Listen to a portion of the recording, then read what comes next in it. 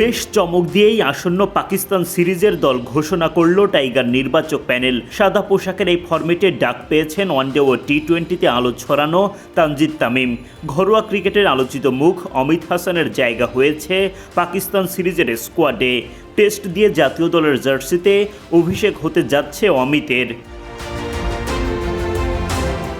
আগামী মে মাসের ৩ তারিখে বাংলাদেশে পা রাখবে পাকিস্তান দল। এবারের সফরে ঢাকা ও সিলেটে তারা 2টি টেস্ট খেলবে টাইগারদের বিপক্ষে। ইতোমধ্যেই প্রথম টেস্টের জন্য দল ঘোষণা করেছেন বাংলাদেশের নির্বাচকরা। নিয়মিত অধিনায়ক নাজমুল শান্ত তো আছেনই, মাহমুদুল হাসান জয়, সাদমান ইসলাম, মুমিনুল হকরা তো লাল বলের অবধারিত চয়েস। অভিজ্ঞ মুশফিকুর রহিম ও লিটন দাস তো থাকছেনই, আছেন এই ফরম্যাটের সহ অধিনায়ক মেহেদী হাসান মিরাজ। আপনার জাপান ড্রিম আমাদের গাইডেন্স। আপনার একটি মাত্র পদক্ষেপ আপনার ক্যারিয়ারকে নিয়ে যেতে পারে এক অন্য উচ্চতায়। তাই কিউআর কোডটি স্ক্যান করুন, যোগাযোগ করুন আমাদের সাথে। Pacific academy, your Japan dream partner. Spin বিভাগে অলরাউন্ডার মিরাজের সঙ্গী তাইজুল ইসলাম ও নাইম হাসান। লম্বা সময় পর দলে ফিরলেন নাইম। পেস লাইন আপে আছেন ইবাদত হোসেন চৌধুরী, শরীফুল ইসলাম, তাসকিন আহমেদ ও নাহিদ রানা।